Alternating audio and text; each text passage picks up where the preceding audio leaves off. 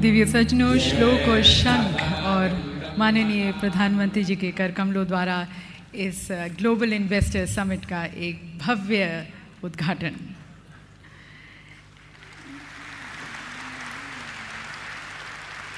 And now, ladies and gentlemen, on behalf of everyone present here, I would like to request the Honorable Chief Minister of Madhya Pradesh, Shri Shivraj Singh Chauhan ji, to kindly felicitate the Honorable Prime Minister by presenting him a shawl.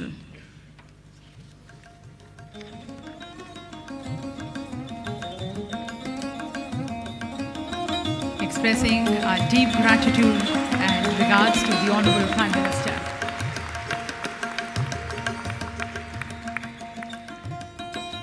And now, ladies and gentlemen, expressing our love and respect to our motherland, to our Karma Bhumi, Madhya Pradesh, we have the Madhya Pradesh Gaan.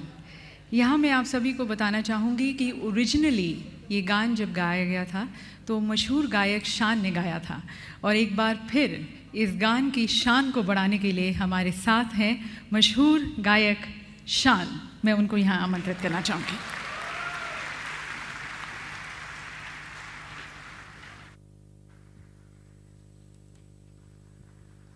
Good morning and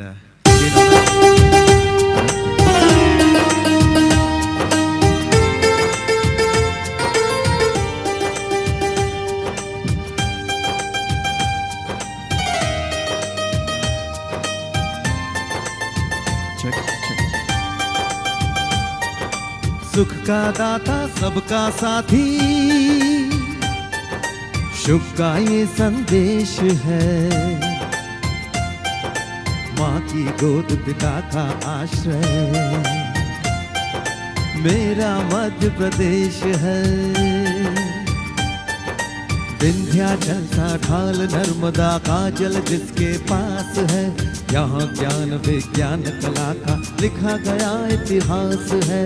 उर्वर भूमि सघन one रत्न संपदा जहाँ अशेष है, स्वर सौरभ सुषमा से मंडित तेरा मध्य प्रदेश है। सुख का दाता सबका साथी, शुभ का ये संदेश है। माँ की गोद पिता का आश्रय, मेरा मध्य प्रदेश है।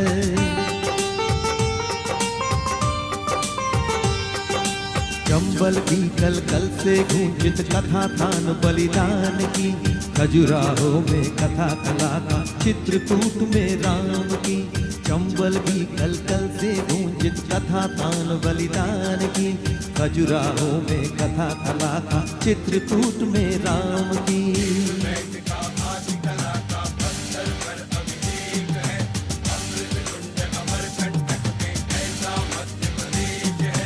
सुख का दाता सबका साथी, सुख का दाता सबका साथी, शुभ का ये संदेश है। माँ की गोद पिता का आश्रय, मेरा मध्य प्रदेश है। शिप्रा में अमृत घट छलका, मिला कृष्ण को ज्ञान यहाँ। महाकाल को तिलक लगाने मिला हमें वरदान यहाँ। कविता न्याय वीरता गायन सब कुछ यहाँ विशेष है। हृदय देश का यह मैं इसका, मेरा मध्य प्रदेश है। सुख का दाता सबका साथी, शुभ का ये संदेश है। माँ की गोद पिता का आश्रय, मेरा मध्य प्रदेश है। मेरा मध्य प्रदेश है, मेरा मध्य प्रदेश है। धन्यवाद, थैंक यू सो मच। धन्यवाद शान, धन्यवाद इसमें एक बार फिर से चार चांद लगाने के लिए धन्यवाद। And now, ladies and gentlemen, at the outset, may I request a very dedicated and committed Industries Minister of Madhya Pradesh. I would like to invite Srimati Yashodhara Raje Sindhya for her welcome address.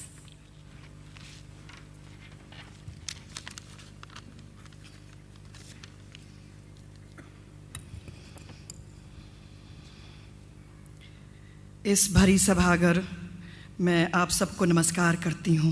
ये नमस्कार स्वीकार करें।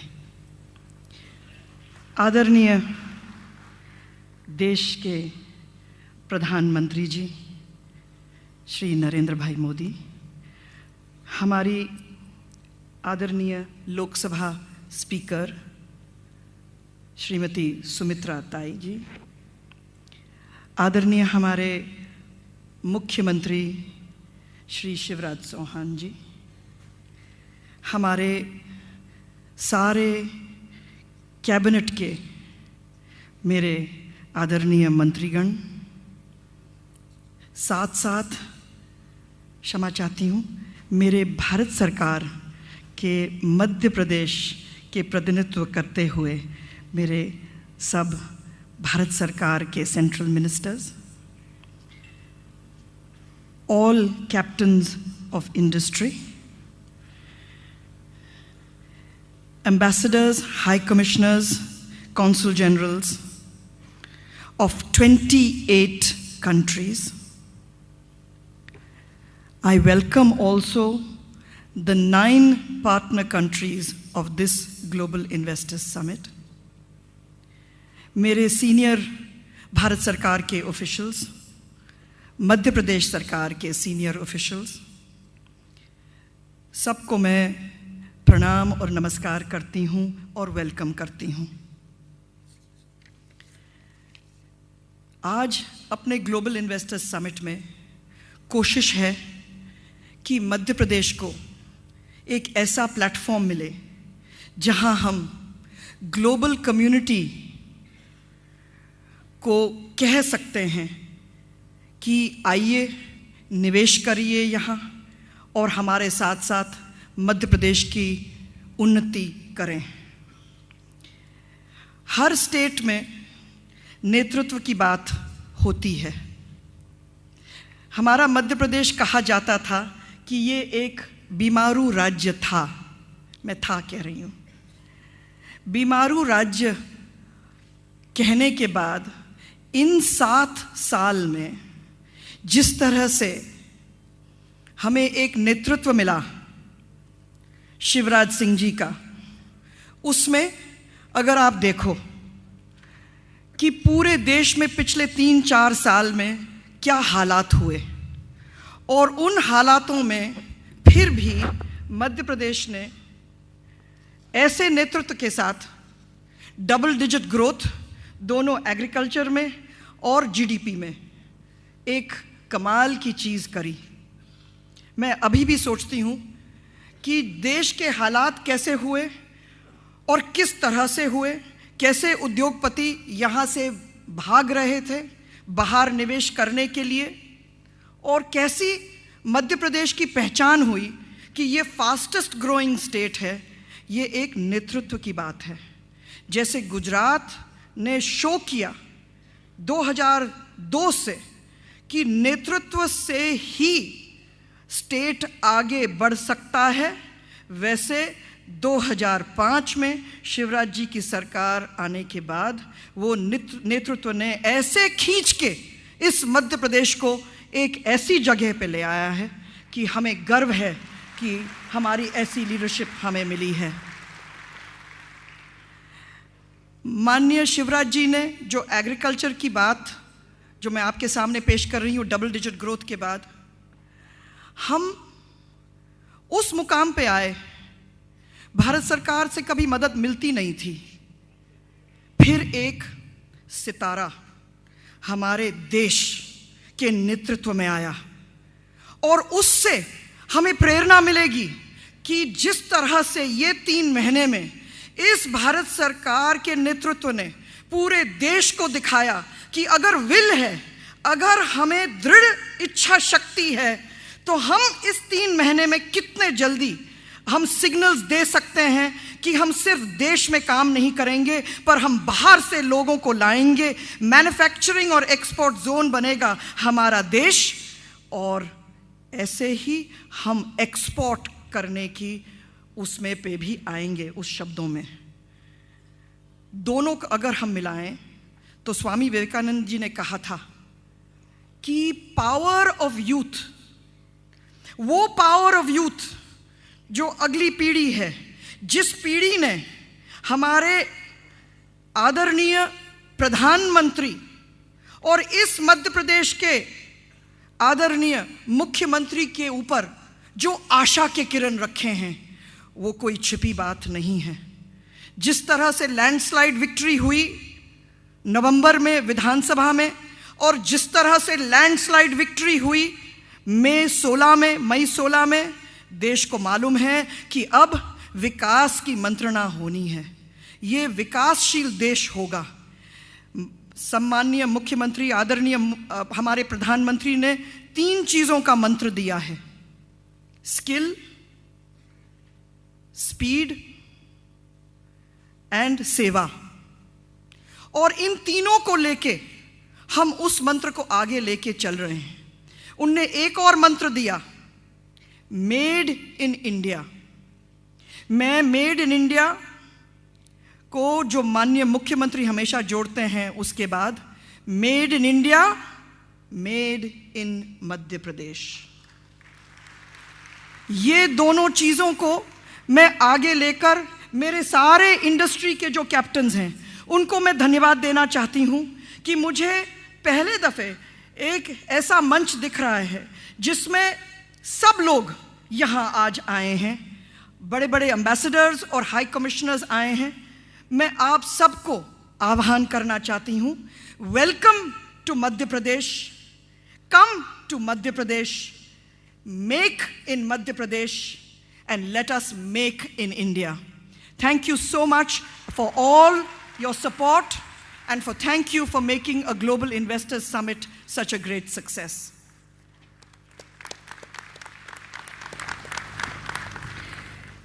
देवी सज्जनों, जैसे आपने सुना, मध्य प्रदेश में निवेश बढ़ा है और थोड़े दिन पहले ही माननीय प्रधानमंत्री जी ने कहीं कहा था कि निवेश या इन्वेस्टमेंट ऐसे नहीं आता, उसके लिए एक भरोसा और विश्वास की ज़रूरत होती है।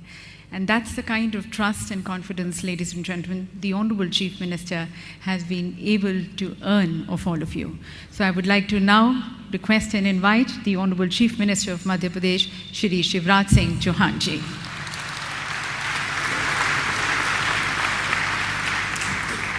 भारत की करोड़ों करोड़ जनता के हृदय के हार, मुकुटमणि, और 4 महीना पहले जो प्रधानमंत्री बने, लेकिन आज केवल भारत के प्रधानमंत्री नहीं, विश्व के आकाश में सूर्य की तरह चमकने वाले ग्लोबल लीडर के रूप में आज हमारे सामने हैं। ऐसे हमारे प्रिय प्रधानमंत्री श्रीमान नरेंद्र मोदी जी, रिस्पेक्टेड एम्बेसडर्स, हमारे इंडस्ट्री के जितने भी सम्मानित उद्योगपतिगण आए हैं, ऐसे जिनका देश को बनाने में बड़ा योगदान है, ऐसे सम्मानित उद्योगपतिगण, मेरे मंत्रिमंडल के सभी माननीय मंत्रीगण, आदरणीय केंद्रीय मंत्रीगण, इस कार्यक्रम में उपस्थित बहनों और भाइयों, सबसे पहले मैं आप सबका यहाँ हृदय से स्वागत करता हूँ। केवल अपनी ओर से नहीं, मध्य प्रदेश की 7.5 करोड़ जनता की ओर से आपका स्वागत करता हूँ, आपका अभिनंदन करता हूँ। स्वागत है हमारे प्रधानमंत्री नरेंद्र मोदी जी का। सचमुच में भारत थका सा लग रहा था, भारत रुका सा लग रहा था, भारत टूटा सा लग रहा था, निराश भारत, हताश भारत, नौजवान निराशा के गर्त में डूब रहे थे। लेकिन 4 महीने पहले माननीय नरेंद्र मोदी जी ने शपथ ली और आज देश अंगड़ाई लेके खड़ा हो गया। एक नई आशा, एक नया विश्वास, सचमुच में चमत्कार सा हुआ है। शेयर बाजार कुलांचें भर रहा है, विकास दर बढ़ने लगी, 4.5% से पहुंच गई 5.7%। अब विशेषज्ञ अंदाज लगा रहे हैं, अनुमान लगा रहे हैं अगले साल 6.5% के आसपास, और उसके बाद वो सपना भी पूरा होगा जब 9%, 10% की विकास दर हिंदुस्तान की होगी। सारा देश बदल गया।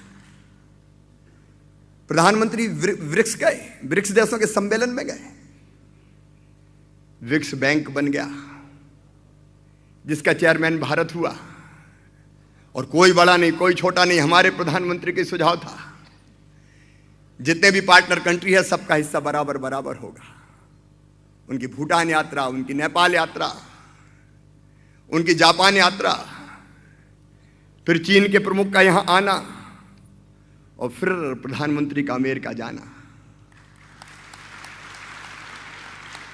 एक नरेंद्र गए थे विश्व धर्म सम्मेलन में शिकागो में, जैसे उन्होंने कहा अमेरिका निवासी बहनों और भाइयों,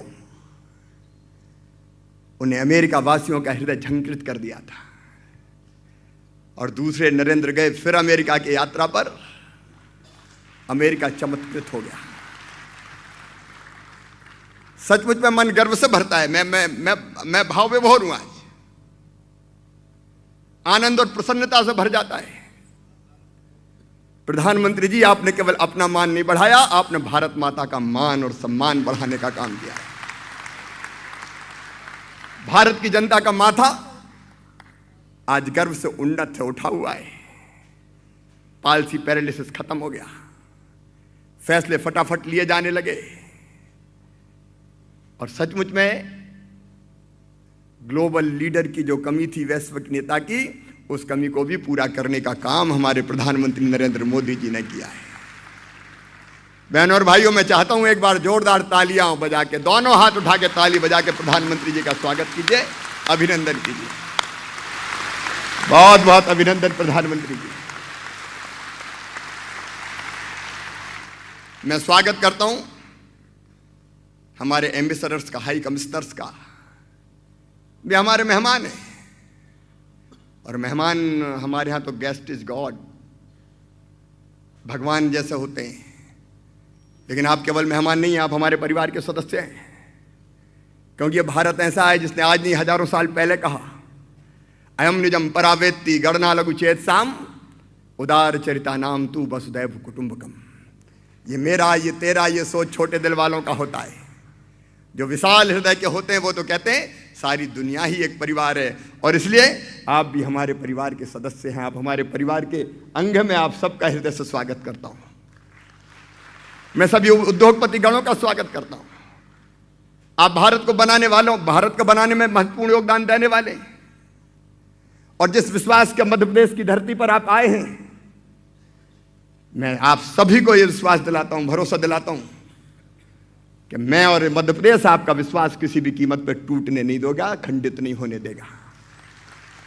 मध्य प्रदेश एक पिछड़ा राज्य था, बीमारू राज्य था, लेकिन मैं आप सबका भी स्वागत करता हूं, जो यहां बैठे उनका भी। लेकिन मैं उनसे क्षमा मांगता हूं कि जिनको हम यहां स्थान दे नहीं पाए, वो अलग अलग हाल में बैठे हैं, कमरों में बैठे हैं, स्क्रीन पे प्रधानमंत्री जी का भाषण सुनेंगे। मुझे खेद है, इस हाल में जगह हम उन्हें नहीं दे पाए, लेकिन इस दिल में उनके भी दे दी जगह है। मित्रों, रजिस्ट्रेशन 10 दिन पहले हमने बंद करके कहा कि अब जगह नहीं है, लेकिन जो यहां जगह भले ना मिली हो, निवेश के लिए हम सब के लिए काम करेंगे। हमारा मध्य प्रदेश पिछड़ा राज्य, बीमारू राज्य। मैं मुख्यमंत्री बना तो चिंता यही थी कि निकलेगा कैसे ये, लेकिन आज मुझे कहते हुए प्रसन्नता है, मध्य प्रदेश की 7 सालों से लगातार विकास दर डबल डिजिट में रही है। और जब मैंने पहली बार कहा था कि मध्य प्रदेश को हिंदुस्तान के नंबर 1 के राज्यों की पांत में ले जाएंगे, तो लोग मजाक उड़ाते थे, वैसे ही कह रहा है, दिन में सपने देख रहा है। लेकिन आज मैं गर्व के साथ कहता हूं, मध्य प्रदेश की विकास दर इस साल हिंदुस्तान में सबसे ज्यादा 11.08% रही है। और कृषि विकास दर, agriculture growth rate before last year थी हमारी 18.91%, लास्ट ईयर 20%, और इस साल शायद दुनिया में कहीं नहीं होगी 24.99%। मैं मध्य प्रदेश के किसानों को बधाई देता हूं, जनता को बधाई देता हूं। हमने तेजी से आगे बढ़ने की कोशिश की है। इंफ्रास्ट्रक्चर नहीं था, हमने बनाने की कोशिश की है। मैं उसके विस्तार में नहीं जाऊंगा, हम माननीय प्रधानमंत्री जी को सुनेंगे। हमने मध्य प्रदेश को बीमारू राज्य की श्रेणी से निकाला है। लेकिन हम यहीं नहीं रुकने वाले, आगे बढ़ना है और तेजी से आगे बढ़ना है। मध्य प्रदेश को बनाने में जहाँ किसानों का और जनता का योगदान है, वहाँ मैं मुझे ये कहते हुए गर्व है कि पॉलिसी पैरालिसिस के इस दौर में भी हमारे उद्योगपतियों ने भी इसमें महत्वपूर्ण भूमिका निभाई है। माननीय प्रधानमंत्री जी ने डिजिटल इंडिया का नारा दिया है। यहाँ मुकेश अंबानी जी बैठे हैं। 4G के विस्तार में उनकी कंपनी महत्वपूर्ण भूमिका का, रिलायंस जियो महत्वपूर्ण भूमिका का निर्वाह कर रही है। मध्य प्रदेश में बिजली नहीं थी, 2 घंटे 3 घंटे 4 घंटे। जब मैं मुख्यमंत्री बना 3000 मेगावाट हमारी बिजली की उपलब्धता थी, आज है 14,000 मेगावाट, 14,000 मेगावाट। मध्य प्रदेश दूसरे राज्यों को बिजली दे रहा है। बिजली के उत्पादन में MP जैनको ने तो काम किया ही है, लेकिन अनिल अंबानी जी 79 पैसे में हमें पर यूनिट बिजली देने का काम शासन से हमें हो रहा है। हमारे रुइया जी आए, विपरीत परिस्थितियों में उनने प्लांट लगाया। JP पावर प्लांट लगा गौर साहब ने, उनने योगदान किया है। साइरस मिस्त्री जी हम राजमान है। TCS अब अपना कैंपस इंदौर में प्रारंभ करने जा रही है। IT की अगली डेस्टिनेशन भी अब मध्य प्रदेश होगी, मुझे पूरा विश्वास है। गौतम अडानी जी आए, फूड प्रोसेसिंग में, पोस्ट हार्वेस्ट मैनेजमेंट में, PPP पर स्टील साइलो के निर्माण में उन्होंने महत्वपूर्ण भूमिका निभाई है। किशोर बयानी जी रिटेल के क्षेत्र में और अब फूड पार्क के क्षेत्र में यहाँ काम करेंगे। ITC के YC देवेश्वर जी भी मध्य प्रदेश के बड़े निवेशकर्ता और अब फूड पार्क की स्थापना करने वाले हैं। आदि गोदरेज जी औद्योगिकरण के लिए तो उन्होंने हमारा मार्गदर्शन किया ही है। अधोसंरचना और कंज्यूमर गुड्स में भी उनका योगदान होने वाला है। टेक्सटाइल यूनिट्स मध्य प्रदेश में तेजी से आ रही है। मैं अगर नाम लूँ तो बहुत ऐसे मित्र हैं, समय के अभाव में मैं नाम नहीं ले पा रहा हूँ, लेकिन जो उद्योगपतियाँ बैठे हैं उनका बड़ा महत्वपूर्ण योगदान है। इसके लिए मैं उनको धन्यवाद देता हूँ। लेकिन अभी रुकना नहीं है, अभी तो कई कदम आगे बढ़ना है। मैं केवल इन्वेस्टर समिट बुला के आपको नहीं छोड़ूंगा। मध्य प्रदेश ऐसा है कि एक बार अगर हाथ पकड़ता है तो फिर छोड़ता नहीं है। हमने हाथ थामा है, अब साथ लंबी दूर तक ले जाएंगे। मध्य प्रदेश की फाइनेंशियल हेल्थ ठीक करने का भी हमने काम किया है। रेवेन्यू सरप्लस स्टेट हमारा मध्य प्रदेश, फिस्कल डेफिसिट 3% के अंदर हमने सीमित करके रखी है। हमने जहाँ कुल राजस्व प्राप्तियों का 22% हम केवल ब्याज की अदायगी में देते थे, अब केवल 6% तक लेके आए हैं। लेकिन हमारे प्रिय प्रधानमंत्री जी ने नारा दिया है, मेक इन इंडिया।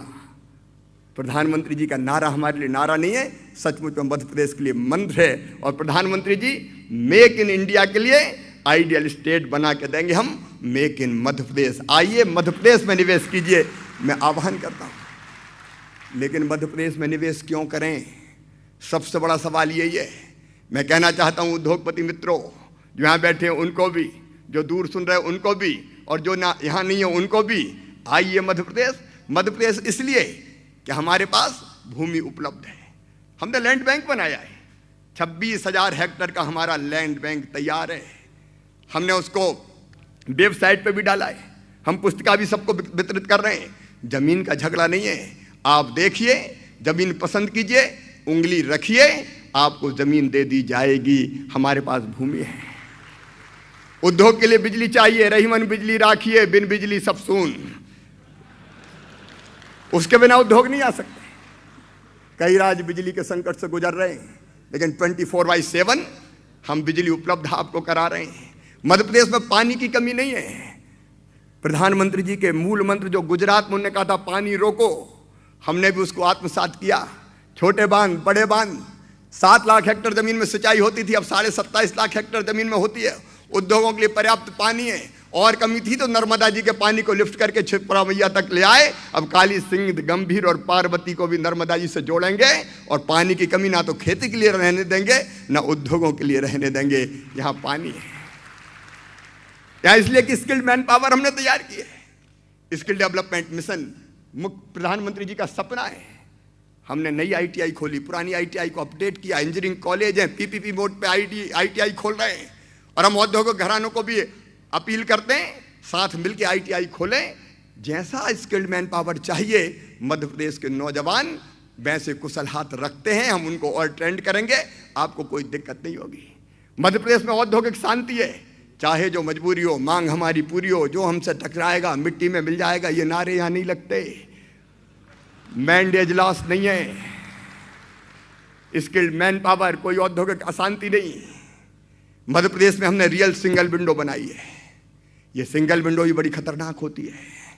कहते हैं सिंगल विंडो, लेकिन सिंगल विंडो में जाने के बाद 10 विंडो पे और जाओ, जा के परेशान हो जाओ। एक बार फंस गए तो फिर फंसे ही रहे। आज मैं प्रधानमंत्री जी से चर्चा कर रहा था, हमने अपनी सिंगल विंडो एमपी ट्राइफेक को बनाई है। वहां संबंधित विभागों के सारे ऑफिसर्स बैठेंगे, सक्षम ऑफिसर बैठेंगे, अधिकार संपन्न अधिकारी बैठेंगे, और हमारे उद्योगपति को, इन्वेस्टर को घूमना नहीं पड़ेगा, वहीं से सारे क्लियरेंस करा के देने का हम काम करेंगे।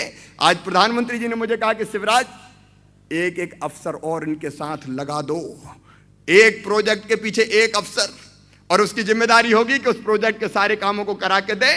हम वो अधिकारी भी, आप आइए, तय कर देंगे आपका काम, वो अधिकारी की जवाबदारी होगी, आपको नहीं भटकना पड़ेगा। रियल सिंगल विंडो,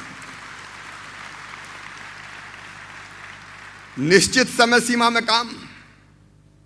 और इसलिए मध्य प्रदेश में हमने तय किया है, public service delivery guarantee act बनाया है। हर काम की समय सीमा हमने तय कर दी है, और समय हर काम के लिए जिम्मेदार अधिकारी हमने तय कर दिया है। मध्य प्रदेश में हमने तय किया है कि अगर कोई अनुमति 3 दिन में दी जानी, 7 दिन में दी जानी, तो वो अनुमति कौन सी दी जानी तय, किस अफसर को देना है वो भी तय। और अगर 3 दिन में नहीं दिया तो चौथे दिन उस पर जुर्माना हो जाएगा, जो उसकी तनख्वाह सैलरी से काटा जाएगा, और हर्जाने के रूप में जिसका काम देर से होगा उसको दे दिया जाएगा। हमने सिटीजन चार्टर को कानून बना दिया है, और इसलिए हर काम समय सीमा में होगा।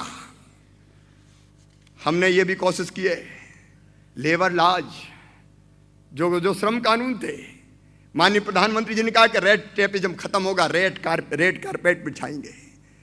हमने श्रम कानूनों को बदल दिया है। मैं उसके विस्तार में भी नहीं जाऊंगा, समय नहीं है, लेकिन जितने भी उद्योग और व्यावसायिक प्रतिष्ठान है, सेल्फ डिक्लेरेशन और मात्र एक रिटर्न जमा करने की योजना लागू करने का हमने फैसला किया है। हमने लेबर लॉज में, श्रम कानूनों में लाइसेंस रजिस्ट्रेशन निर्धारित समय सीमा में जारी नहीं हो, अगर किया गया तो वो स्वतः जारी हो जाएगा, फिर जारी करने की जरूरत ही नहीं बनेगी। 16 श्रम कानूनों के अंतर्गत 61 रजिस्टर संधारित किए जाते थे, करना पड़ते थे। अब उसकी जगह केवल एक रजिस्टर से काम चलेगा, और 13 प्रकार के रिटर्न के लिए केवल 2 रिटर्न भरने पड़ेंगे, 2 वार्षिक रिटर्न। ये बार रिटर्न के झंझट से भी मुक्ति देने का काम किया है। रात में महिलाओं को काम करने की 3 पाली में अनुमति सुरक्षा के साथ पॉल्यूशन कंट्रोल बोर्ड और फूड एंड ड्रग कंट्रोलर की प्रक्रियाओं को सेल्फ सर्टिफिकेशन और समय में सीमा में बांधकर सरलीकृत किया है। मैं उसके बहुत विस्तार में नहीं जाऊंगा, समय मुझे इसकी इजाज़त नहीं देता। लेकिन इसके साथ एक बात और है, मध्य प्रदेश में निवेश इसलिए भी कि ना यहाँ कोई पूरब का है, ना कोई पश्चिम का है, ना कोई उत्तर का है, ना कोई दक्षिण का है। यहाँ तो जो आता है वो मध्य प्रदेश का ही हो जाता है। अगर मुंबई की भाषा में कहूँ तो सब अपना मानुस आहे, कोई यहाँ का नहीं, कोई वहाँ का नहीं। जैसे दूध में मिल के शक्कर एक हो जाती है, वैसे जो मध्य प्रदेश में आता है वो मध्य प्रदेश का ही हो जाता है। और सिंगल विंडो नहीं, हमने तो द्वार ही खोल दिए। खिड़की की बात कौन करता है? दिल के दरवाजे भी खुले हैं और मध्य प्रदेश के दरवाजे भी खुले हैं। आइए, प्रधानमंत्री जी का आशीर्वाद है और मध्य प्रदेश में मैं भी हूं, चिंता मत करना। अगर जरूरत पड़ेगी तो हम नीतियों को अपडेट करेंगे, जरूरत पड़ी तो प्रक्रियाओं को बदलेंगे, क्योंकि एक जिद है, एक जुनून है, एक जज्बा है, एक तड़प है। मध्य प्रदेश को गरीब नहीं रहने देंगे। पर कैपिटा इनकम और बढ़ानी है, लोगों का जीवन स्तर और उठाना है, जनता की आंखों में आंसू नहीं रहने देना, उसके चेहरे पर मुस्कुराहट लेके आना है, और इसके लिए जी जान लगा के काम करेंगे। माननीय प्रधानमंत्री जी ने कहा कि भारत को फिर से दुनिया का सरताज बनाना है, विश्व गुरु के पद पर भारत को अधिष्ठित करना है। उनके सपने को पूरा करने के लिए मध्य प्रदेश कोई कसर नहीं छोड़ेगा। प्रधानमंत्री जी, हम परिश्रम की पराकाष्ठा करेंगे, प्रयत्नों की परिसीमा करेंगे, दिन और रात एक करेंगे, और आपके सपनों के भारत के निर्माण के लिए हम वैसा मध्य प्रदेश बनाएंगे, वैसा मध्य प्रदेश बनाएंगे, कोई कसर नहीं छोड़ेंगे। मैं फिर एक बार अपने सभी उद्योगपति साथियों को और हमारे विदेश से आए डेलीगेट्स को भी ये विश्वास दिलाना चाहता हूँ, मध्य प्रदेश से भी मैं पर विश्वास कीजिए, मैं जबान से नहीं बोलता, मैं दिल से बोलता हूँ। अंतरात्मा से बोलता हूं, हम जो कहते हैं वो करने की कोशिश करते हैं। आइए मध्य प्रदेश में निवेश कीजिए। मैं आपको आश्वस्त करता हूं कि आपका परिश्रम बेकार नहीं जाएगा, आपकी पूंजी बेकार नहीं जाएगी। और एक बार मैं फिर आप सबका हृदय से स्वागत करता हूं। प्रधानमंत्री जी ने कहा है सबका साथ सबका विकास, मतलब सर्वे भवन्तु सुखिनः, सर्वे सन्तु निरामया, सर्वे भद्राणि पश्यन्तु माँ कश्चित् दुर्भाग् भवेत्। सब सुखी हो, सब निरोग हो, सबका मंगल हो, सबका कल्याण हो। उनके उस सपने को और संकल्प को साकार करने के लिए मध्य प्रदेश कोई कसर नहीं छोड़ेगा। एक बार आप सबका फिर मध्य प्रदेश में हृदय से स्वागत, अभिनंदन। लेकिन भूलिएगा मत, आए हैं तो कुछ किए बिना जाने नहीं दूंगा। अब साथ साथ मिलके प्रगति और विकास का सफर तय करेंगे। एक बार फिर माननीय प्रधानमंत्री जी का और सभी अतिथियों का स्वागत करते हुए मैं अपनी वाणी को विराम देता हूं। बहुत बहुत धन्यवाद, प्रणाम, नमस्कार। और इसके साथ ही समय चूंकि कम है, माननीय प्रधानमंत्री जी का अत्यंत व्यस्त कार्यक्रम है। हम आभारी हैं कि मध्य प्रदेश के इस कार्यक्रम को नई ऊंचाई देने, हमें आशीर्वाद देने और दिशा प्रदान करने में पधारे। वे आएं और उद्योगपतियों को आप सबको संबोधित करें और आप ताली बजा के माननीय प्रधानमंत्री जी को बुलाइए। माननीय प्रधानमंत्री जी।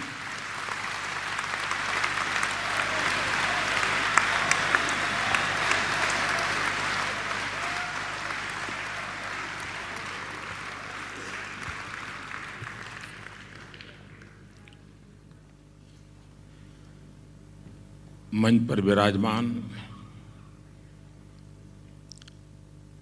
लोकसभा स्पीकर आदरणीय सुमित्रा जी, मध्य प्रदेश के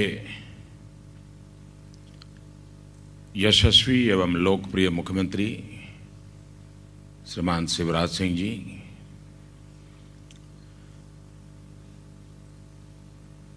राज्य और केंद्र के मंत्रिपरिषद के सभी महानुभाव, उद्योग जगत के कैप्टन्स, विदेशों से आए हुए सारे मेहमान,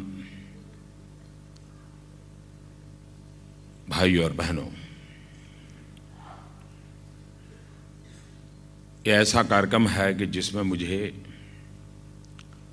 पूरा समय रुकना चाहिए।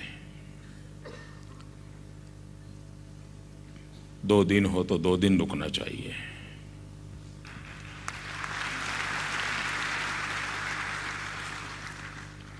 इस बार मैं वो नहीं कर पाया हूं, भविष्य में जरूर प्रयास करूंगा।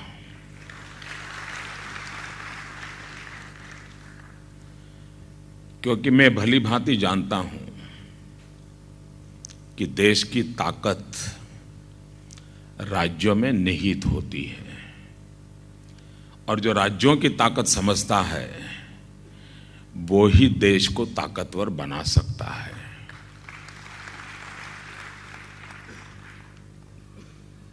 भारत को अगर आगे बढ़ाना है तो राज्यों का आगे बढ़ना बहुत आवश्यक है। भारत एक पिलर पे ऊंचाई प्राप्त नहीं कर सकता है। हर मजबूत राज्य के पिलर्स अल्टीमेटली पूरे देश को ऊपर ले जाते हैं और इसलिए केंद्र सरकार का यह दायित्व बनता है कि सभी राज्यों को विकास के लिए प्रोत्साहित करें, जहां जरूरत पड़े वहां पूरी शक्ति से उनके साथ जुड़े रहें और तब जाकर के हम विकास की नई ऊंचाइयों को पार कर पाएंगे। मैंने प्रारंभ से कहा है कि देश के विकास के लिए मैं टीम इंडिया इस मंत्र को लेकर के आगे काम करना चाहता हूं और जब मैं टीम इंडिया की बात करता हूं तब प्रधानमंत्री और सभी मुख्यमंत्री एक ऐसी टीम है जो टीम कंधे से कंधा मिलाकर के काम करें तो बहुत से कामों में तेजी आ सकती है, विकास की नई ऊंचाइयों को प्राप्त किया जा सकता है।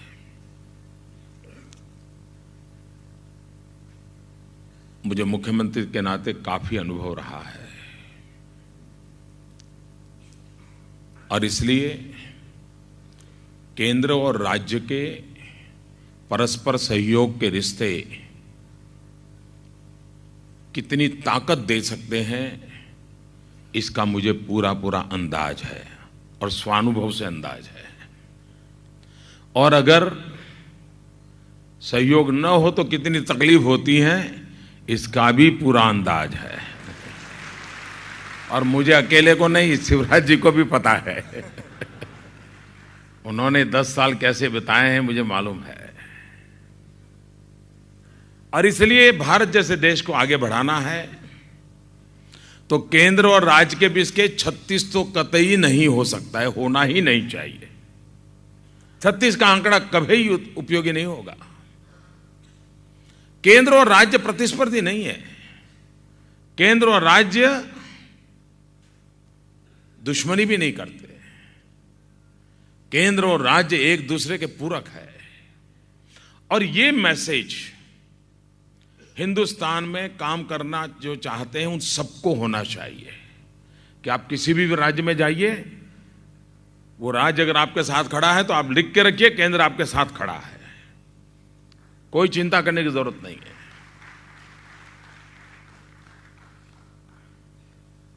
जैसे मैं कहता हूं कि 36 का आंक नहीं होना चाहिए, वैसे सिर्फ पास पास होने से भी बात बनती नहीं है कि केंद्र और राज्य पास पास खड़े हैं। पास पास खड़े रहते हैं तो 1+1 2 होता है। 36 से बाहर निकल गए, अच्छी बात है, लेकिन यहां पर अटकने से काम नहीं होगा। पास पास अगर है तो 1+1 2 होता है। मुझे तो इससे भी 2 कदम आगे जाना है। पास पास नहीं, साथ साथ होना है। और जब साथ साथ होते हैं तो एक के बगल में एक 11 हो जाता है। केंद्र और राज्य इनकी शक्ति इतनी गुना बढ़ जाती है। और इसलिए ये जो एक्स्ट्रा एनर्जी है उसको लेकर के मुझे आगे बढ़ना है। हम पहले जब मैथमेटिक्स पढ़ते थे तो पढ़ते थे a+b इंटू ब्रैकेट स्क्वायर, और जब उसका रिजल्ट निकालते थे तो a² + 2ab + b² ऐसा उसका रिजल्ट निकालते थे। ये 2ab कहां से आया? ये 2ab है, वो जुड़ने की एक एक्स्ट्रा एनर्जी होता है। जब वो संगठन का ब्रैकेट लग जाता है, केंद्र और राज्य का मिलन हो जाता है, a+b इंटू ब्रैकेट स्क्वायर हो जाता है, तो a² + 2ab, ये जो 2ab निकलता है वो एक एक्स्ट्रा एनर्जी बनता है। उस एक्स्ट्रा एनर्जी को लेकर के हम देश को आगे बढ़ाना चाहते हैं। आप कल्पना कर सकते हैं, अगर सही नेतृत्व हो, नीति स्पष्ट हो, नियत साफ हो, इरादे नेक हो, दिशा निर्धारित हो, मकसद पाने का इरादा हो, तो बीमारू राज्य भी प्रगतिशील राज्य बन सकता है। इसका उत्तम उदाहरण शिवराज जी, उनकी टीम और मध्य प्रदेश ने दिखाया है।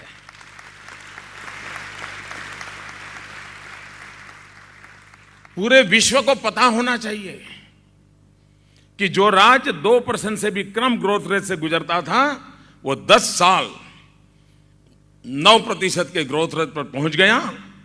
विश्व ये भाषा समझता है और विश्व को हमें समझाना चाहिए, और भारत सरकार ने भी मध्य प्रदेश का ढोल पीटना चाहिए। दुनिया जाने के भी कैसे बदलाव आ रहा है। इंफ्रास्ट्रक्चर का क्षेत्र, आप कल्पना कर सकते हैं कि इतने कम समय में इरिगेशन लैंड को 4 गुना कवर कर दिया जाए, जो काम इतनी तेजी से हो सकता है, और एग्रीकल्चर सेक्टर का इंफ्रास्ट्रक्चर ये विकास की एक बहुत बड़ी महत्वपूर्ण धरोहर बनता है, वो काम यहां हुआ। बिजली सरप्लस स्टेशन बना दिया गया, रोड का नेटवर्क खड़ा कर दिया गया, और लैंडलॉक स्टेट होने के बावजूद भी, और कभी न कभी थोड़ी बहुत पहचान थी तो एग्रीकल्चर की पहचान थी, उसको मैन्युफैक्चरिंग स्टेट में कन्वर्ट करने की दिशा में एक बीड़ा उठाया है। और इसके लिए मध्य प्रदेश बहुत बहुत अभिनंदन का अधिकारी है।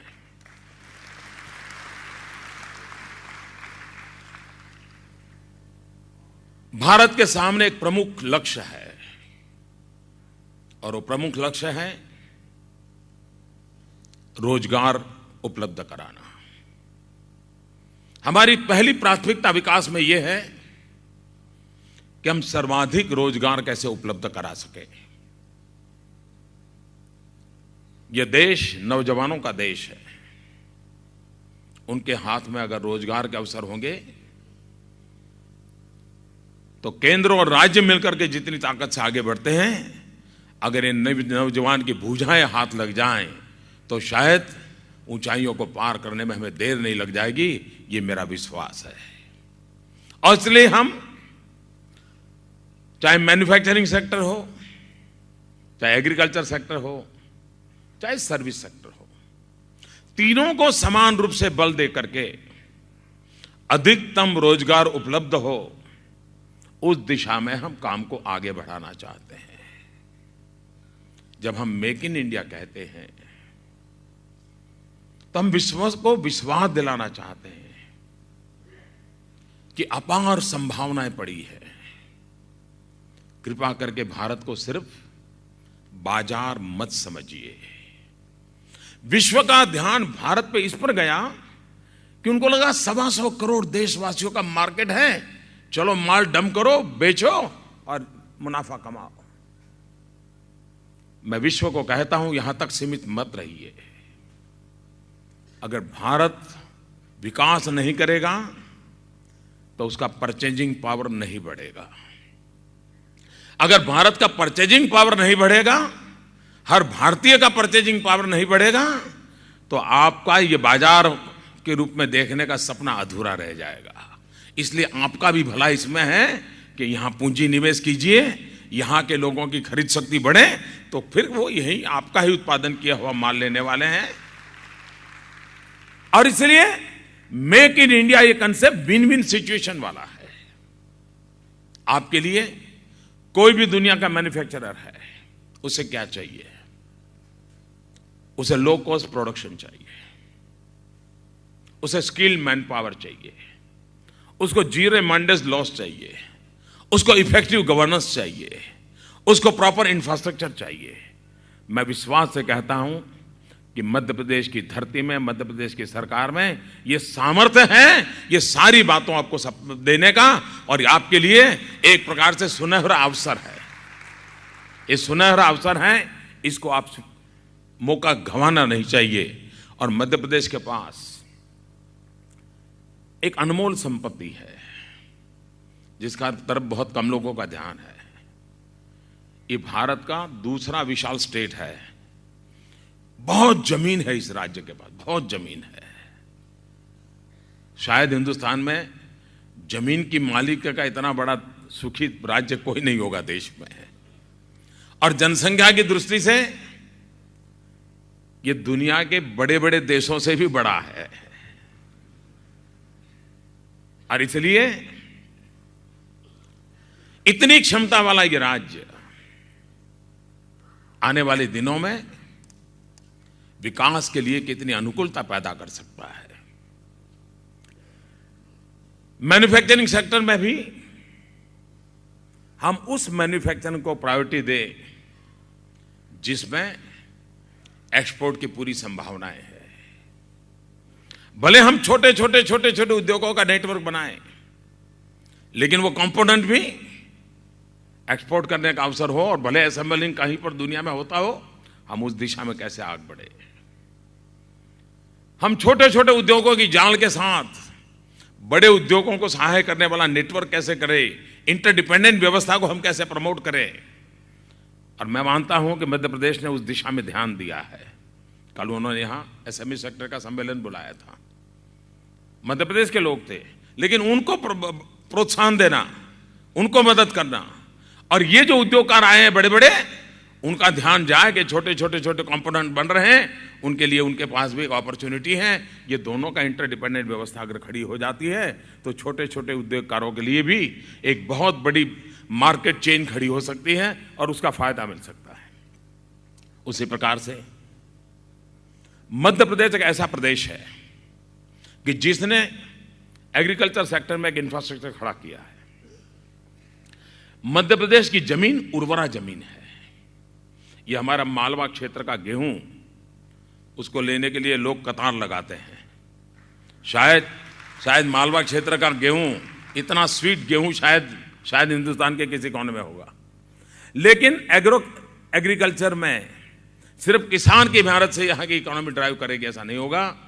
समय की मांग है कि हम एग्रीकल्चर सेक्टर में वैल्यू एडिशन के लिए मध्य प्रदेश को महत्व कैसे दें। सोयाबीन में मध्य प्रदेश ने अपना नाम बनाया है। ऐसे कई क्षेत्र हैं। हम मध्य प्रदेश में एक स्पेशल विचार करके एग्रीकल्चर सेक्टर में वैल्यू एडिशन, और उसके कारण हमारे किसानों को उसकी आय कितनी बढ़ेगी इसका हम अंदाज कर सकते हैं। एग्रीकल्चर सेक्टर का इंफ्रास्ट्रक्चर, चाहे कोल्ड स्टोरेज हो, वेयर हाउसिंग हो, ट्रांसपोर्टेशन के लिए व्हीकल की व्यवस्था हो। अब हमारे यहां हमारा सोयाबीन विदेश जाता है। अगर पोर्ट तक उसको इंफ्रास्ट्रक्चर मिलेगा यहां के हमारे सोयाबीन को, तो मैं मानता हूं कि दुनिया के बाजार में उसको जाने में बहुत सुविधा रहेगी। तो हमारे एग्रीकल्चर सेक्टर को प्रॉपर मार्केट मिले। आपको जानकर के आश्चर्य होगा और मुझे भी हैरानी है कि हमारे शिवराज जी भी उस बात का फायदा नहीं उठाते हैं। उठाते होंगे तो मेरे ध्यान में नहीं है। यहां बैठे हुए कई लोगों के लिए वो खबर मैं शायद सरप्राइज दूंगा आज। ये एक ऐसा प्रदेश है जहां पर हिंदुस्तान में कुल जो ऑर्गेनिक फार्मिंग होता है, ऑर्गेनिक फार्मिंग का उत्पादन है, अकेला मध्य प्रदेश 40% कंट्रीब्यूशन कर रहा है ऑर्गेनिक फार्मिंग में। ये किसी का ध्यान नहीं है इस बात पे। ऑर्गेनिक एग्रो प्रोडक्ट का आज वर्ल्ड मार्केट है, ग्लोबल मार्केट पड़ा हुआ है। और एक राज्य हिंदुस्तान के टोटल एग्रो मार्केट का, ऑर्गेनिक एग्रो मार्केट का 40% प्रोडक्ट देता है। मतलब यहां के किसानों ने पूरी मानव जात की बहुत बड़ी सेवा करने का काम किया है। और होलिस्टिक हेल्थ केयर का जो दुनिया में प्रवाह चल रहा है उसमें अपनी जगह बनने के लिए उसने मौका दिया है। ये हम सबका दायित्व बनता है कि हम उसको अवसर दें, हम उसको अवसर दें। यानी एग्रीकल्चर सेक्टर के साथ मध्य प्रदेश और भारत के अंदर जैसे ग्लोबल मार्केट के लिए समुद्री तट का स्पेशल बेनिफिट होता है, उसी प्रकार से भारत जैसे मार्केट के लिए मध्य प्रदेश का ऐसा लोकेशन एडवांटेज है कि अगर हम एग्रो प्रोडक्ट में वैल्यू एडिशन करते हैं पूरे हिंदुस्तान में चारों दिशा में बहुत बड़ा इजी रीच आउट करने का आपके लिए अपॉर्चुनिटी है। और मैं चाहता हूं इन्वेस्टर्स को इस दिशा में काम करें। कोई सरकार तेज गति से जब चलती है तो कितना उत्तम परिणाम दे सकती है। मोदी ने मेक इन इंडिया की बात अभी अभी कही। बजट के अंदर केंद्र सरकार ने डिफेंस के लिए बात कही। लोगों को लगता है ठीक है मोदी ने कह दिया, बजट में बोल दिया, लेकिन बात आगे कैसे बढ़ती है। मध्य प्रदेश देश का पहला राज्य बना जिसने डिफेंस मैन्युफैक्चरिंग की पॉलिसी बना दी। और जैसा ही भारत सरकार ने योजना बनाई उसको तुरंत अपने लिए काम में लगा देने के लिए उन्होंने इनिशिएटिव लिया। ये जो है विकास के लिए यही तौर तरीके हैं जो अल्टीमेटली काम करते हैं।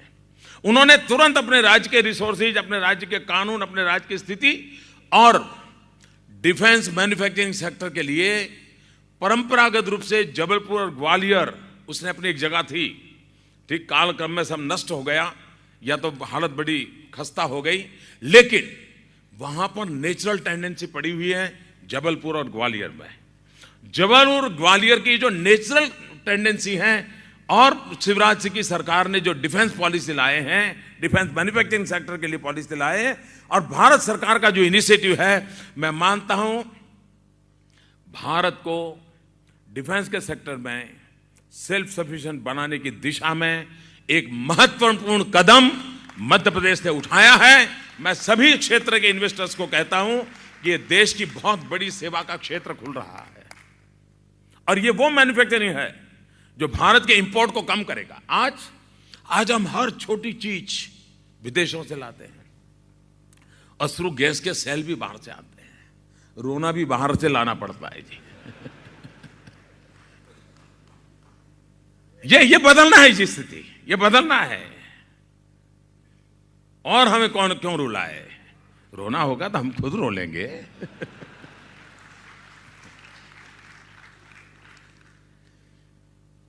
लेकिन एक अच्छा काम उन्होंने किया, डिजिटल इंडिया।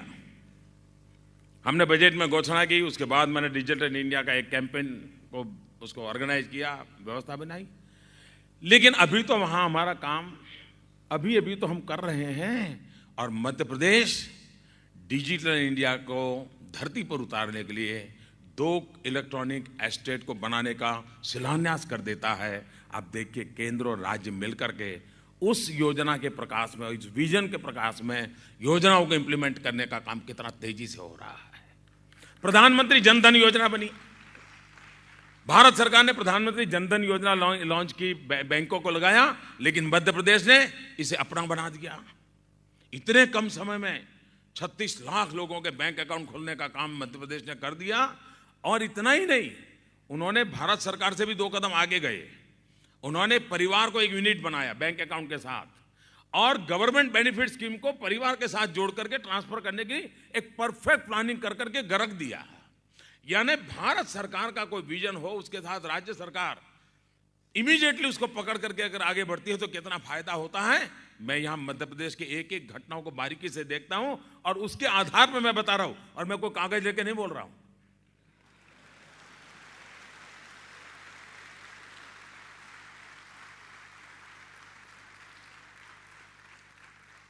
और चुनाव जीतने के बाद मैं मध्य प्रदेश पहली बार आया हूं। जानकारियों के लिए खुद जाना नहीं पड़ता है, जानकारियां रखना जिम्मेवारी होती है।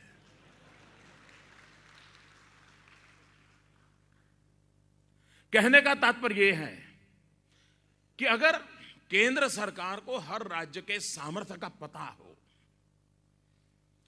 केंद्र को अगर राज्यों की प्रायोरिटीज का पता हो, केंद्र को राज्य के रिसोर्स का पता हो और किन चीजों में जुड़ने से देश को भला होगा, इसका परफेक्ट प्लानिंग हो, मैं मानता हूं हम बहुत तेज गति से आगे बढ़ सकते हैं। और आज के इस इवेंट से ये बात सबूत हो जाती है कि काम कैसे आगे बढ़ाया जा सकता है। जैसा मैंने पहले ही कहा, मैं एक और विषय सभी राज्यों से कहना चाहता हूं, सिर्फ मध्य प्रदेश को मैं कह रहा हूं ऐसा नहीं है। अब समय बदल चुका है। कोई देश, राज्य तो छोड़िए, कोई देश अकेला अपनी दुनिया लेकर के अपने ही सपनों में नहीं जी सकता। उसको ग्लोबल पर्सपेक्टिव में ही अपनी जगह बनानी होती है, क्योंकि हम एक ग्लोबल एरा से गुजर रहे हैं। ग्लोबल इकोनॉमी का इंपैक्ट है। पहले मुंबई का शेयर बाजार कुछ करता था तो 24 घंटे के बाद इंपैक्ट महसूस होता था, और न्यूयॉर्क के मार्केट में कुछ होता है तो दूसरी सेकंड पे हिंदुस्तान के मार्केट पे इंपैक्ट होता है। जगत बहुत बदल चुका है और इसलिए हमने भी अपने तो को इस रूप में सज्ज करना चाहिए। और मैं हर राज्यों को चाहता हूं कि हम अपना एक टैलेंट पूल बनाए, ग्लोबल टैलेंट पूल बनाए। एक ग्लोबल टैलेंट पूल का मेरा कल्पना यह है कि आपके राज्य के नागरिक दुनिया में कहीं कहीं बसे हैं। अगर हर गांव में पूछोगे भाई आपके गांव में कितने लोग विदेश हैं, तो गांव वाले बता देंगे 5 लड़के हमारे विदेश हैं। कोई 25 साल पहले गया होगा, 50 साल पहले गया होगा। उनको ढूंढना चाहिए। एक ग्लोबल नेटवर्किंग करके ग्लोबल टैलेंट पूल बनाना चाहिए। और आज दुनिया में बैठे हुए भारतीय भी भारत के लिए कुछ न कुछ करना चाहते हैं। डॉलर और पाउंड बात की बात है, डॉलर और पाउंड बात की बात है। उनका एक्सपीरियंस, उनकी टैलेंट, उनकी डिसिप्लिन, ये हमें बहुत काम आ सकती है। उसके विषय में इनिशिएटिव लेना चाहिए और आने वाले दिनों में देखिए इसका हमें फ़ायदा मिल सकता है। आज विश्व भर में फैला हुआ हमारा जो इंटेलेक्चुअल प्रॉपर्टी है, हमारी ये जो टैलेंट है, ये टैलेंट भारत के लिए काम आए, उसके लिए हमने एक नई सोच और नए इनिशिएटिव साल और राज्यों ने इस काम को पहले राज्यों ने शुरू करना होगा, तब जाकर के उस पूरे दिशा में काम आएगा। उस दिशा में काम करने की आवश्यकता है। स्किल डेवलपमेंट को हमने बहुत बल दिया है, लेकिन स्किल डेवलपमेंट का भी इन जनरल में स्किल डेवलपमेंट से फायदा नहीं होगा। अगर केमिकल इंडस्ट्री का क्लस्टर है तो उसका मैपिंग करके वहीं पर केमिकल इंडस्ट्री के अनुकूल स्किल डेवलपमेंट कैसे हो। आईटी पोटेंशियल एरिया है तो वहाँ आईटी प्रोफेशंस के लिए स्किल डेवलपमेंट कैसे कैसे हो। सोलार एनर्जी के लिए पोटेंशियल एरिया है तो वहाँ पर स्किल डेवलपमेंट नौजवानों को सोलार एनर्जी के सेक्टर के लिए कैसे हो। ये अगर हम मैपिंग करके मैचिंग करके स्किल डेवलपमेंट के टाइम टेबल को बनाते हैं तो हमारे नौजवानों को रोजगार के लिए कहीं अपने यहाँ से बाहर जाना नहीं पड़ेगा। उसको अपने ही दायरे में अपनी क्षमता के आधार पर, अपने हुनर के आधार पर रोजगार मिलेगा। और इसलिए हमारी कोशिश है कि पूरे भारत का स्किल की रिक्वायरमेंट के अनुसार मैपिंग होना चाहिए। कहाँ कौन से क्लस्टर के पोटेंशियल है, अकॉर्डिंग टू दैट तो फिर कभी हमें रोजगार के लिए समस्याएं पैदा नहीं होगी। वरना आज क्या होता है, एक तरफ आपके रोजमर्रा जिंदगी में अनुभव आता होगा, एक तरफ नौजवान बेरोजगार है और दूसरी तरफ आपके घर में नल का रिपेयर करना है तो प्लम्बर नहीं मिल रहा है। ये मिसमैच जो है ना, उसी ने तो कठिनाइयां पैदा की है।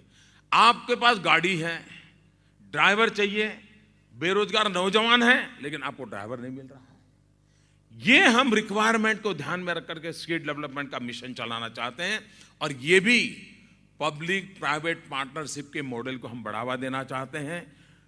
प्राइवेट पार्टियां भी आए, बहुत बड़ी। आज हिंदुस्तान को आपको हैरानी होगी, द बेस्ट क्वालिटी के लाखों ड्राइवरों की जरूरत है देश को, लाखों ड्राइवरों की। इतने सारे नौजवान हैं, इतने सारे अकस्मात हो रहे हैं। क्या हमारी पब्लिक प्राइवेट पार्टनरशिप मॉडल पर जितनी भी कार मैन्युफैक्चरिंग कंपनियां हैं, ट्रक चलाने वाले एसोसिएशन है, क्या हम ड्राइवर इंस्टीट्यूशन खड़ी नहीं कर सकते? द बेस्ट क्वालिटी के ड्राइवर नहीं बना सकते? कहने का मेरा तात्पर्य यह है कि हमने इन सारे कारोबार को बड़े प्रैक्टिकल धरा पर लाना पड़ेगा। जितना ज्यादा हम इस माइन्यूट प्लानिंग करके प्रैक्टिकल धरा पर लाएंगे, हम इसका परिणाम दे सकते हैं और परिणाम हमने देना चाहिए और स्किल डेवलपमेंट को उस दिशा में हमने लेना चाहिए। मैं समझता हूं कि आने वाले दिनों में short term project, long term project, इन दोनों को बल देना चाहिए। सिर्फ लॉन्ग टर्म प्रोजेक्ट को बल देंगे और शॉर्ट टर्म को छोड़ देंगे तो निराशा आ जाएगी, तो हो सकता है शायद परिणाम नहीं मिलेगा। हमने दोनों का मेल करना होगा और दोनों का मेल करके हम काम करेंगे। एक हमारे देश में कमी महसूस हुई है, हमने हमारे देश का जो एकेडमिक वर्ल्ड है उसको विकास में हिस्सेदार नहीं बनाया है और मैं मानता हूं इसने कारण देश को बहुत नुकसान हुआ है। आवश्यक है कि एकेडमिक वर्ल्ड, हमारी यूनिवर्सिटीज भी हो, हमारे पॉलिसी मेकर्स हो, गवर्नमेंट के, फाइनेंशियल इंस्टीट्यूशंस हो और इन्वेस्टर वर्ल्ड हो, ये चार प्रकार के लोग बार बार साथ बैठ करके विचार विमर्श करना चाहिए। तब जाकर के हमारी यूनिवर्सिटीज भी उस सिलेबस को तैयार करेगी कि भाई अगर मेडिकल साइंस में स्टेम सेल का युग आने वाला है तो आज मेडिकल साइंस में स्टेम सेल की एजुकेशन हो रहा है कि नहीं हो रहा है, लेबोरेटरी में स्टेम सेल्स के लिए आवश्यक प्रक्रिया है कि नहीं है, मैन्युफैक्चरर स्टेम सेल्स के लिए जो इक्विपमेंट मैन्युफैक्चर करना चाहिए वो उसको मालूम है कि नहीं है। अगर ये पूरा हम बैठ करके सोचते हैं तब तो हम परफेक्ट प्लानिंग कर पाएंगे। लेकिन हमने फाइनेंस वाले फाइनेंस की जगह पे काम करते हैं, इन्वेस्टर सरकार के दरवाजे पर दस्तक देता घूमता फिरता है, राज्य में बैठा है वो चिल्लाता रहता है आओ आओ इन्वेस्ट करो इन्वेस्ट करो, और एकेडमिक वाला आर्टिकल लिख करके कपड़े उतारता रहता है। और इसी के कारण जबकि हर एक की अपनी शक्ति है, इन शक्ति का उपयोग करना बड़ा महत्वपूर्ण है। और मैं चाहता हूं कि आगे वाले दिनों में, और ये जितना एरिया स्पेसिफिक होगा उतना ज्यादा फायदा होगा। इन जनरल भारत की बात करना बहुत सरल है, लेकिन वहां जाकर के बैठ करके उस समस्या का रास्ता खोजना कठिन होता है, लेकिन वो कठिन रास्ता ही हमें परिणाम दे सकता है। अगर ऐसी इन्वेस्टर समिट दिल्ली में 100 हो जाए, देश में इकोनॉमी नहीं बदलती है, लेकिन राज्यों के अंदर एक एक हो जाए, इकोनॉमी बदलना शुरू हो जाती है। सही जगह यही है, सही जगह यही है। अभी शिवराज जी वर्णन कर रहे थे जापान, भूटान, नेपाल, देखना वो बोलने में तो बढ़िया बोलते हैं वो।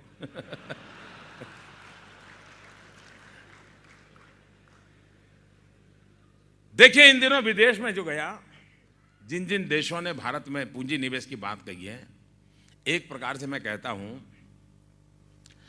$100 बिलियन ने वीजा के लिए अप्लाई कर दिया है।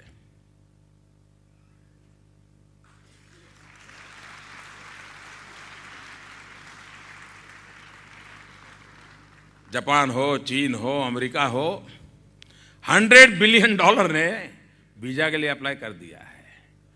अब उस राज्य में दम चाहिए कि इसमें से जितना मार करके ले जाए, रास्ता खुला पड़ा है। जो राज्य अपने आप को तैयार कर देगा, अपने आप को तैयार कर देगा, उसके लिए ये मौका है। मैं हैरान हूं, आपने कल्पना की है कि हिंदुस्तान के रेलवे में भारत को इकोनॉमी को बदलने का कितना बड़ा पोटेंशियल है। जो रेलवे हिंदुस्तान की आर्थिक तंदुरुस्ती को बदल सकता है, हमने 50 साल उस रेलवे की तंदुरुस्ती के पीछे खपा दिए। रेलवे हिंदुस्तान की इकोनॉमिकल हेल्थ को बदल सकता है, इतनी ताकत पड़ी है। लेकिन हम दिन रात यही सोचते रहे, बजट में से कुछ मनी पंप करो यार, रेलवे बचाओ, रेलवे बचाओ। भाइयों बहनों, मैं विश्वास से कहता हूं, 1 दशक के अंदर हिंदुस्तान में रेलवे में इतना इन्वेस्ट, और 100% एफडीआई की हमने बात कही है, बहुत बड़ा निर्णय किया है जी। और मैं रेलवे के सभी साथियों का अभिनंदन करता हूं कि भारत सरकार के इस निर्णय पर रेलवे में काम करने वाले लोगों ने हमारी सराहना की, हमारे साथ खड़े हैं। ये जो ताकत खड़ी हुई है, रेलवे में इन्वेस्टमेंट जितना आ जाएगा, रेलवे का नेटवर्क जितना बढ़ेगा, वो एनवायरमेंट फ्रेंडली मूवमेंट तो होगा ही होगा, लेकिन भारत के गरीब से गरीब लोगों को रोजगार देने की संभावना उसमें पड़ी है। और रेलवे सिर्फ यातायात नहीं, रेलवे अर्थ गति को बढ़ाने वाली, एक गतिशीलता देने वाली ताकत धरा रखता है। हमें स्पीड बढ़ानी है, इंफ्रास्ट्रक्चर बढ़ाना है, क्वालिटी इंप्रूव करनी है, टेक्नोलॉजी इंप्रूव करनी है, और इन सारी बातों को कर करके एक अकेला रेलवे का क्षेत्र भी ऐसा है कि जो हिंदुस्तान की इकोनॉमी में प्राण भर सकता है। इतने सारे क्षेत्र हैं, उन सभी क्षेत्रों को लेकर के हम चलेंगे, मुझे विश्वास है। और इन दिनों देखा होगा आपने, ग्लोबल इंस्टीट्यूशन जितने रेटिंग दे रही है, एकदम से भारत के रेटिंग बदल रहे हैं तेज गति से। जहां नीचे जा रहे थे वहां अब तो प्लेटो तो लग ही गया है। मैं विश्वास से कहता हूं भाइयों बहनों कि भारत की जो क्षमता है, उस क्षमता का भरपूर उपयोग भारत को आगे बढ़ाने में होगा। राज्य और मिलकर के एक और एक दो नहीं, एक के बगल में एक, 11 की ताकत के साथ आगे बढ़ेंगे। मुझे विश्वास है मध्य प्रदेश हिंदुस्तान की इकोनॉमी का एक ड्राइविंग फोर्स बन जाएगा। भारत के मध्य भाग का ये क्षेत्र पूरे भारत को कैटर करने की ताकत वाला बन जाएगा। इस विश्वास के साथ मैं मध्य प्रदेश के जनप्रिय मुख्यमंत्री जी के उन उम्दा प्रयासों का हृदय से स्वागत करता हूं, उनका सत्कार करता हूं, उनका अभिनंदन करता हूं। और उद्योग जगत के जो मित्र आए हैं, मैं उनको विश्वास दिलाता हूं, हिंदुस्तान के किसी भी राज्य के किसी भी कोने की कोई भी भूमि, भारत के किसी भी राज्य की, उसको दल से मत जोड़िए, सिर्फ देश का सोचिए। किसी भी राज्य की भूमि होगी और आप आगे बढ़ना चाहते हो, केंद्र सरकार उस राज्य के साथ कंधे से कंधा मिला करके, वो किसी भी दल की सरकार क्यों ना हो, मुझे देश को आगे ले जाना है, राज्यों की बदौलत आगे ले जाना है, राज्य की ताकत के साथ आगे ले जाना है। मैं आप सबको विश्वास दिलाता हूं, भारत सरकार की यही भूमिका रहेगी। बहुत बहुत शुभकामनाएं, बहुत बहुत धन्यवाद। एक छोटी गुस्ताखी करना चाहता हूं।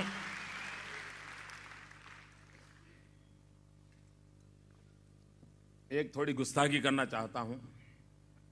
एक तो मैं क्षमा मांगता हूं, मैं बीच में से जा रहा हूं। दूसरा, मैं शिवराज जी को बहुत सालों से जानता हूं, उनके स्वभाव को भी जानता हूं, और प्रोटोकॉल कहता है कि वो मुझे एयरपोर्ट पर छोड़ने के लिए आए, लेकिन देश की भलाई का एजेंडा कहता है कि वो यहां रुके, और इसलिए मैं सार्वजनिक रूप से उनसे आग्रह करता हूं कि वो एयरपोर्ट पर न जाएं। प्रधानमंत्री वापस नहीं आएंगे, आप चिंता मत कीजिए, आप यही रुकिए और इस समारोह को आगे बढ़ाइए, कृपा करके हम बताइए। बहुत बहुत धन्यवाद।